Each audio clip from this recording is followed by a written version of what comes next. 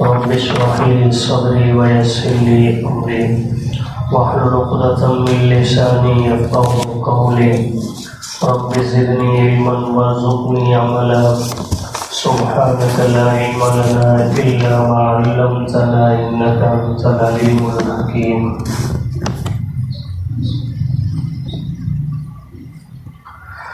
ما كان لي من علم بالملأ الأعلى، نہیں تھا مجھے علم ملأ اعلیٰ کے بارے میں، اذ یختصمون جب وہ آپس میں بحث کر رہے تھے.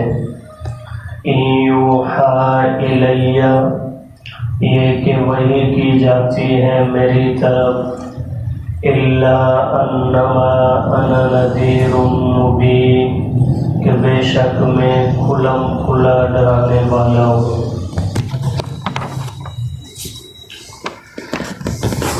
سورہ صاد مکی صورتوں میں سے ہے.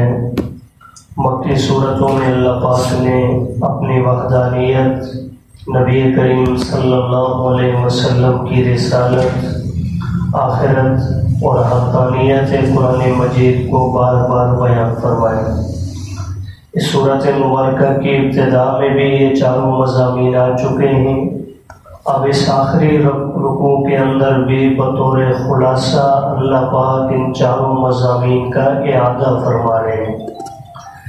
پہلی 4 آیات میں آپ سماعت کر چکے ہیں اس رکوع کی کہ رسالت کا ذکر بھی آ چکا، توحید باری تعالیٰ کا ذکر بھی آ چکا اور قیامت کا ذکر بھی آ چکا ہے. مذکورہ آیت کریمہ کے اندر اللہ پاک نے وحی کا ذکر فرمایا ہے، اور پیغمبر کوئی بھی ہو اس کے پاس جو علم ہوتا ہے وہ وحی الہی کے ذریعے سے ہوتا ہے. اللہ کی ذات جب تک بطور وحی ان کو کسی بات کا علم نہیں عطا کرتی اس وقت تک پیغمبر کے پاس علم نہیں ہوتا.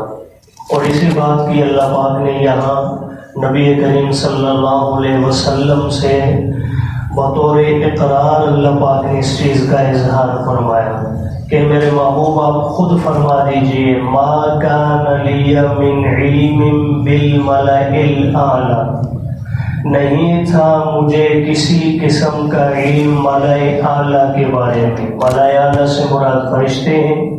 فرشتوں کے بارے میں مجھے کوئی علم نہیں تھا. اذ یختصمون جب وہ آپس میں بحث کر رہے تھے. ان کے آپس میں کیا بات چیت ہو رہی ہے مجھے کوئی پتہ نہیں، اس لیے کہ ہر ایک کی ہر وقت ہر حال میں سننے والا صرف کون ہے جی؟ اللہ کے سوا کوئی اور نہیں. تو ملائکہ کے آپس میں کیا بات چیت ہو رہی ہے؟ زمین پر بیٹھا ہوا انسان کتنے ہی اعلیٰ مراتب پر کیوں نہ ہو وہ ان کے حال سے واقف نہیں. تو اللہ کے محبوب اس بات کا اظہار فرما رہے ہیں مجھے نہیں تھا علم ملأ اعلیٰ کے بارے میں جب وہ آپس میں بحث کر رہے تھے. اب یہ بحث ان کی کس بات میں تھی؟ مفسرین کی ایک رائے یہ ہے حضرت آدم علیہ السلام کی تخلیق کے بارے میں تھی کہ اللہ پاک نے ان کے سامنے اظہار فرمایا تھا کہ میں اپنا خلیفہ بنانے والا ہوں اور تم اس کے سامنے سجدہ کرو گے. تو فرشتے اس بات میں آپس میں بحث مباحثہ کر رہے تھے. تو اللہ پاک نے ان کے اس بحث مباحثے کا علم کسی اور کو عطا جب تک نہیں فرمایا تھا، کسی کو کوئی علم نہیں تھا. تو حضور اس بات کا اظہار فرما رہے ہیں کہ وہ حضرت آدم کے بنانے کے بارے میں جو بحث مباحثہ کر رہے تھے مجھے اس بات کا کوئی علم نہیں تھا. یہ بعض مفسرین کی رائے ہے، لیکن جمہور نے جس چیز کو لیا ہے کہ ملأ اعلیٰ کی بحث کس بات میں تھی. یہ ترمذی شریف کی روایت بھی ہے، دوسری احادیث کی کتب کے اندر بھی یہ روایت موجود ہے. نبی کریم صلی اللہ علیہ وسلم نے خود فرمایا کہ ایک مرتبہ میں سحری کے وقت میں تہجد ادا کرنے کے لیے اٹھا. میرے رب کو جو منظور تھا میں نے نماز پڑھی. دوران نماز مجھے اونگ آئی اور اللہ پاک نے اپنا دیدار مجھے عطا فرمایا. میں نے اپنے رب کو دیکھا انتہائی حسن و جمال کے اندر، حضور فرماتے ہیں رب تعالیٰ نے مجھ سے سوال کیا اے محمد صلی اللہ علیہ وسلم آپ جانتے ہیں ملائے اعلیٰ کس بات میں بحث کر رہے تھے؟ میں نے عرض کیا لا ادری، اللہ مجھے تو کوئی پتہ نہیں۔ 3 بار سوال ہوا اور میں نے تینوں بار یہی جواب دیا لا ادری، میرے رب میں نہیں جانتا۔ پھر اللہ کے محبوب فرماتے ہیں کہ رب تعالیٰ نے اپنا ہاتھ مبارک، میں کل بھی وضاحت کر چکا ہوں، اللہ کے لیے ید کا لفظ قرآن میں بھی استعمال ہوا ہے، ساق کا لفظ قرآن میں بھی استعمال ہوا ہے، وجہ کا لفظ قرآن میں استعمال ہوا ہے۔ اب وجہ چہرے کو کہتے ہیں، ساق پنڈلی کو کہتے ہیں، ید ہاتھ کو کہتے ہیں، لیکن اللہ کی ذات میرے آپ جیسی جسمانی کیفیات و حیات سے پاک ہے۔ اللہ کا ہاتھ میرے آپ کے ہاتھوں جیسا ہاتھ نہیں، اللہ کا چہرہ مبارک ہمارے چہروں جیسا نہیں، اللہ ان جسمانی کیفیات سے پاک ہے۔ کیا اس کی صورت ہے وہ رب ہی بہتر جانتا ہے۔ اللہ کے محبوب فرماتے ہیں رب تعالیٰ نے اپنا ہاتھ مبارک میرے 2 کندھوں کے بیچ میں رکھا جہاں مہر نبوت تھی۔ حضور فرماتے ہیں مجھے اپنے سینہ میں اس کی ٹھنڈک محسوس ہوئی، وجدت بردھا فی نہری، میں نے اپنے سینے کے اندر اس کی ٹھنڈک محسوس کی۔ اللہ کے محبوب فرماتے ہیں اس کے نتیجہ میں ہوا یہ کہ علمت ما فی السماوات و ما فی الارض، آسمان و زمین میں جتنا علم تھا اللہ نے مجھے وہ عطا فرما دیا۔ اس لیے ہمارا نظریہ ہے اللہ کی ذات کے بعد اگر کسی کا علم سب سے برتر ہے، اعلیٰ ہے، تو وہ کس کا ہے جی؟ نبی کریم صلی اللہ علیہ وسلم۔ لیکن کلی علم اللہ نے اپنے محبوب کو بھی عطا فرمایا، اور یہی وجہ ہے حدیث جبریل کے نام سے ایک حدیث مبارکہ مشہور ہے، مشکات شریف کی ابتدا بھی اسی سے ہوئی ہے، بعض دوسری کتب کے اندر بھی یہ روایت بخاری میں بھی موجود ہے۔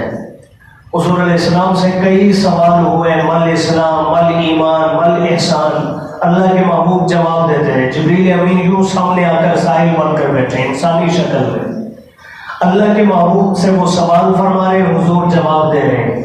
آخر میں جبریل امین نے سوال فرمایا متی الساعۃ، اے اللہ کے محبوب قیامت کب آئے گی؟ فرمایا اللہ عالم، اس بات کا علم مجھے بھی نہیں ہے۔ اور قرآن مجید 21ویں پارے میں آپ سماعت کر چکے ہیں، 5 چیزوں کا خود رب تعالیٰ فرما رہے ہیں کہ یہ 5 چیزیں ایسی ہیں، ان اللہ عندہ علم الساعۃ، اللہ ہی کے پاس ہے قیامت کا علم، وَيُنَزِّلُ الْغَيْثَ، بارش اتارنا، وَيَعْلَمُ مَا فِي الْأَرْحَامِ، رحم کے اندر کیا ہے یہ بھی اللہ ہی کے پاس ہے۔ اور اسی طرح جو ہے 5 چیزوں کا اللہ پاک نے وہاں ذکر فرمایا، کون کل کیا کمائے گا، کس کی موت کہاں پر آئے گی، یہ 5 باتیں اللہ نے وہاں بیان فرمائی۔ اللہ کے سوائے ان کا کسی کے پاس علم موجود نہیں ہے۔ تو معلوم ہوا کہ اللہ نے کل علم کسی کو بھی عطا فرمایا نہیں۔ تو بہرحال اللہ کے محبوب فرماتے ہیں رب تعالیٰ کے ہاتھ رکھنے کے نتیجہ میں اللہ نے میرا سینہ کھول دیا اور مجھے کائنات کی ہر چیز اپنی آنکھوں کے سامنے نظر آنے لگی۔ پھر رب تعالیٰ نے سوال فرمایا محمد صلی اللہ علیہ وسلم آپ جانتے ہیں ملائے اعلیٰ کی بحث کس بارے میں تھی؟ تو میں نے کہا نعم، جی ہاں میں جانتا ہوں۔ پہلے جواب کیا تھا؟ لا ادری۔ اب رب تعالیٰ نے ہاتھ مبارک رکھا، یعنی یوں سمجھ لیجئے کہ آپ کا جو ہے سینہ مبارک کھول دیا، آپ کی نظروں کو دور تک میرے رب نے پھیلا دیا، پہنچا دیا۔ اب اللہ کے محبوب فرمانے لگے نعم میں جانتا ہوں۔ کس چیز کے بارے میں؟ فرمایا کفارات کے بارے میں۔ یہ حدیث مبارکہ کل بھی ہم نے ابتدا کی تھی اس کی، لیکن اس کا مضمون تھوڑا لمبا تھا اس لیے چھوڑ دی تھی۔ یہ سیکھنے کی چیزیں ہیں، اس میں کچھ چیزیں آپ علیہ السلام نے ایسی بتلائی ہیں جو گناہوں کو مٹانے والی ہیں، کچھ چیزیں وہ بتلائی ہیں جس سے درجات بلند ہوتے ہیں، یعنی نیک لوگوں کو بھی ان کی ضرورت ہے، اور کچھ اللہ کے محبوب کی دعائیں ہیں۔ یہ پوری حدیث یاد کر لیں، اچھی بات ہے، نہیں تو کم از کم دعائیہ جو جملے آ رہے ہیں انشاءاللہ انہیں ہم ذکر کریں گے، وہ یاد کر لیں، اور باقی جو کام اللہ کے محبوب نے کرنے کے بتلائے ہیں وہ میں اور آپ کرنے والے بنتے ہیں۔ یہ اللہ اور اللہ کے محبوب کے درمیان جو باتیں ہو رہی ہیں وہ ذکر کی گئی ہیں۔ فرمایا کفارات کے بارے میں بحث ہو رہی تھی ملائے اعلیٰ کی. اللہ نے سوال فرمایا پھر مل کفارات، کفارات کیا ہے؟ تو حضور علیہ السلام نے 3 کام ذکر کیے. کتنے جی؟ 3. نمبر 1 نقل الاقدام الی المساجد یا الی الجماع، جماعت کی نماز کو پانے کے لیے پیدل چل کے آنا. ایک ایک قدم پر اللہ گناہوں کو کیا کرتے ہیں؟ مٹاتے ہیں. ایک صحابی کے متعلق آتا ہے، ان کا گھر قدرے دور تھا، مسجد کے قریب تھا ان کا گھر. حضور علیہ السلام نے جب یہ روایات دوسرے بھی کئی جگہوں پر اس کا ذکر موجود ہے کہ پیدل چل کر آنے والوں کو قدم قدم پر اللہ ثواب عنایت فرماتے ہیں. صحابی نے جب یہ حدیث سنی تو انہوں نے تمنا کا اظہار کیا کہ میں اپنی رہائش کو مسجد سے دور لے جاؤں، مسافات میں چلا جاؤں. حضور کو پتہ چلا، فرمایا دیوانے یہ فیصلہ کیوں کیا؟ فرمایا اللہ کے محبوب آپ ہی تو بتلایا ہر قدم پر نیکی ملتی ہے، ثواب ملتا ہے، گناہ مٹتے ہیں، تو جتنا دور سے چل کے آؤں گا تو ثواب زیادہ ملے گا. حضور نے فرمایا نہیں، تمہاری نیت یہ ہے تم تھوڑے قدم بھی چل کے آؤ گے اللہ تمہیں زیادہ کا ثواب عنایت فرمائے. تو بہرحال جن کا واقعتاً گھر دور ہے اور پیدل چل کے آتے ہیں، خوش قسمت ہے، اللہ ایک ایک قدم پر نیکی عطا فرما رہے اور گناہ مٹا رہے. دوسرا کام فرمایا المکث فی المسجد بعد الصلاۃ، نماز کے بعد مسجد میں نماز کے انتظار میں بیٹھے رہے، جو ہم سے نہیں ہوتا. اب تو المیہ یہ ہے فجر کے بعد ہم نے یاسین رکھی ہے، اگرچہ یہ لازم نہیں، جو مرضی بیٹھے، جو نہیں بیٹھنا چاہتا انفرادی طور پر پڑھ لی ہے یا گھر جا کے پڑھنا چاہتے ہیں، کوئی پابندی رکاوٹ نہیں. لیکن ہم نے کچھ اور نہیں بھی کرنا، بس اٹھ کے جانا ضرور ہے جلدی سے. دعا تک کی اجتماعی دعا کے تو ہم بھی قائل نہیں ہیں، اور ہم اکثر یہ مسئلہ وضاحت سے عرض کر چکے ہیں کہ اجتماعی دعا کو لازم کرنا یہ صحیح نہیں ہے. انفرادی طور پر دعا کرنی چاہیے، لیکن بعض تو ایسے مہربان ہیں وہ انفرادی دعا بھی نہیں کرتے، بس سلام پھیرا اور اٹھے اور بھاگ گئے، جیسے انہیں کسی چیز کی ضرورت ہی نہیں. تھوڑی دیر کے لیے بیٹھ جائیں ثواب کی نیت سے، اس پر بھی اللہ اجر عطا فرمائے. اور نمبر 3 فرمایا وَإِسْبَاغُ الْوُضُوءِ فِي الْمَكَارِهِ، جیسے بھی حالات ہوں اچھے طریقے سے وضو کرنا. مثلا سردی کا موسم آ رہا ہے، الحمدللہ ہمارے یہاں تو انتظام ہوتا ہے، بجلی پر پانی گرم کر کے بھی مہیا کیا جاتا ہے. اللہ پاک انتظام کرنے والوں کو بھی اجر عظیم عطا فرمائے، اور جو لوگ تعاون کرنے والے ہیں اللہ انہیں بھی اجر عطا فرمائے. ہمارے یہاں تو سہولت ملتی ہے، لیکن اگر کبھی سہولت نہیں بھی، پانی یخ ٹھنڈا ہے لیکن فجر میں آپ نماز پڑھنے آتے ہیں، تو جلدی ایسے نہیں کہ فرض بھی پورا نہ ہو، اعضاء بھی گیلے نہ ہو، نہیں، تب بھی اچھے طریقے سے سنتوں کا استحباب کا خیال رکھتے ہوئے پورا وضو کر کے نماز پڑھنا. تو فرمایا جتنے اچھے طریقے سے وضو کریں گے اتنے ہی اللہ پاک گناہ معاف فرمائیں گے. 3 کام. پھر اللہ پاک نے سوال فرمایا، حضور فرماتے ہیں اللہ نے پھر اگلا سوال مجھ سے فرمایا وَمَا الدَّرَجَاتِ، اے میرے محبوب درجے کس سے بلند ہوتے ہیں؟ حضور فرماتے ہیں میں نے جواب میں پھر 3 باتیں ذکر کی. نمبر 1 اطعام الطعام، کھانا کھلانا. اب تو ہم کھلاتے ہیں کس کو؟ جس کا ادھار چڑھا ہو، جس نے میری دعوت کی ہو، جس نے اپنے گھر میں شادی میں ولیمے میں مجھے بلایا ہو. غریب کو، ضرورت مند کو، سائل کو، یا کبھی کبھار ویسے دائیں بائیں کے پڑوس والوں کو، اس کے لیے بھی. اب ابلیس کتنا ملعون ہے، خود تو خبیث راندہ درگاہ ٹھہرا.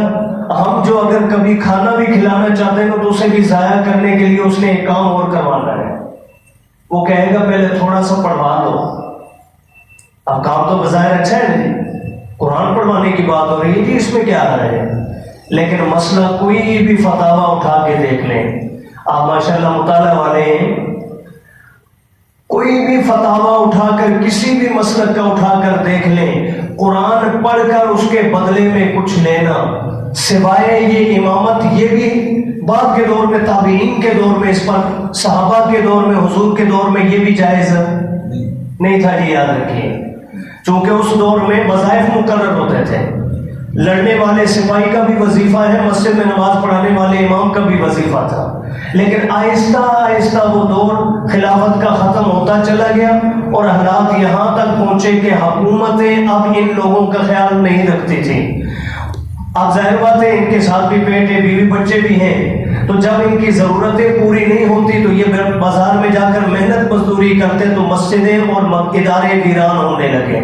اس لیے فتویٰ دیا گیا کہ اب ان کی ضرورت کے مطابق ان کو تنخواہ لینا جائز ہے۔ یہ بہت بات کا فیصلہ ہے، لیکن قرآن خوانی کے حوالے سے آج بھی یہی فتویٰ ہے، یاد رکھیے، قرآن پڑھوا کے اس کے بدلے میں کھانا کھلانا یہ جائز نہیں ہے۔ ہم سب کرتے ہیں، ابھی ہم میں سے کون ہے جو اس سے خالی ہوگا؟ سب نے گھروں میں یہ کام کیا۔ اب ابلیس یہاں بھی، حالانکہ آپ مسجد کے مدرسے کے بچوں کو بلا رہے، دائیں بائیں کے لوگوں کو بلا رہے، آپ ویسے ہی انہیں کھانا کھلا دیں بغیر دعا بھی نہ کروائیں۔ یہی دعا ہے، ان کے پیٹ میں لقمہ جائے گا اور رب راضی ہوگا۔ ایک حدیث قدسی جس میں اللہ پاک نے فرمایا، روز قیامت حضور نے فرمایا اللہ سوال کریں گے بندے سے، اے بندے میں بھوکا تھا تو نے مجھے کھانا نہیں کھلایا، میں پیاسا تھا تو نے مجھے پانی نہیں پلایا، مجھے لباس کی ضرورت تھی تو نے لباس مجھے نہیں دیا۔ بندہ کہے گا اللہ آپ کی ذات، کھانا پینا لباس، آپ کو کیا ضرورت ان باتوں کی، ہم تو پاک ہیں ان سے۔ اللہ فرمائیں گے میرا فلاں بندہ بھوکا تھا تو اسے کھلاتا تو آج اس کا اجر تو میرے پاس پاتا، فلاں پیاسا تھا اسے پلاتا تو اس کا اجر آج میرے پاس تجھے ملتا۔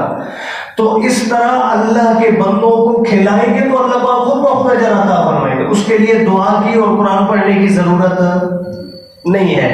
یہ ضمن میں بات آ گئی ہے، عرض کر دیا ہے، اپنا ثواب ضائع نہ کیا کر، جو شرعی جائز طریقہ ہے اسے اپنائیں، اسی کے اندر رب کی بھی رضا ہے اور یہی مصطفیٰ صلی اللہ علیہ وسلم کا طریقہ بھی ہے۔ تو بہرحال فرمایا مد درجات، درجات کیا ہیں؟ حضور فرماتے میں نے عرض کیا اطعام الطعام، کھانا کھلانا۔ نمبر 2 ولین الکلام، بات کریں تو نرم لہجے میں بات کریں۔ فرعون جیسے ظالم، جابر، مشرک، کافر، اس کو کے پاس اللہ نے حضرت موسیٰ اور ہارون کو جب بھیجا تو فرمایا فقولا لهم قولا لینا، اس سے بھی جا کے نرم لہجے میں بات کریں۔ یہ نہیں فرمایا جا کے کہنا او مشرک او کافر، یہ انداز دعوت کا نہیں ہے۔ آپ اس انداز میں بلائیں گے کوئی ہم کی بات سنے گا کیسے؟ پیار سے سمجھائیں، مقدر میں سمجھنا ہوا سمجھ جائے گا، نہیں ہے مقدر میں اللہ نے مہر لگائی ہوئی ہے تو آپ کے سختی نرمی دونوں سے کوئی فرق پڑنے والا نہیں۔ تو بہرحال فرمایا ولین الکلام، نرم گفتگو۔ اور نمبر 3 فرمایا والصلاۃ والناس نیام، اس وقت اٹھ کے نماز پڑھنا جب دنیا سو رہی ہو، تہجد کی نماز پڑھنا، اس سے درجے بلند ہوتے ہیں اور ہم تو فرض پڑھنے کو بھی تیار نہیں ہیں۔ حضور فرماتے ہیں ثم قال سل، اللہ پاک نے پھر مجھے فرمایا میرے محبوب، یعنی یہ باتیں اللہ نے ان کی نفی نہیں فرمائی، تو معلوم ہوا حضور نے جو بتلایا ہے یہی حق ہے۔ پھر اللہ نے فرمایا سل، اے میرے محبوب اب مانگ، کیا مانگنا چاہتے ہیں؟ حضور علیہ السلام نے پہلے 3 چیزوں کے لیے دعا مانگی۔ فرمایا اللہم انی اسألک فعل الخیرات، اے اللہ نیکی کرنے کی توفیق دے۔ یہ مانگا کریں، ایسے ہی نہیں مل جاتی۔ ہم کہتے ہیں جی بڑی کوشش کرتا ہوں، بس کچھ دن پابندی ہوتی ہے پھر نماز چھوٹ جاتی ہے، تلاوت کا بڑا شوق ہے لیکن نہیں ہو پاتی۔ مانگے اس رب سے، وہ عطا کریں گے تو ہوگی۔ تو فرمایا انی اسألک فعل الخیرات، میں تجھ سے نیکی کرنے کی توفیق مانگتا ہوں، وترک المنکرات، گناہ چھوڑنے کی توفیق مانگتا ہوں۔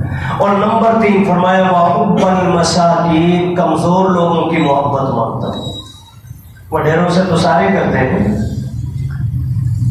چودھریوں سے تو سب کی محبت ہے، لیڈروں سے تو سب کی محبت ہے، کمزوروں سے کبھی محبت کر کے دیکھا ہے؟ یہ اللہ کے نبی کی سنت ہے۔